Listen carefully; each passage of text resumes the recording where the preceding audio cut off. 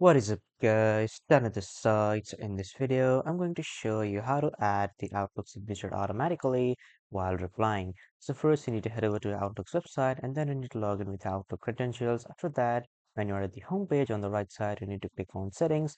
After clicking on settings on the left side, you need to click on account.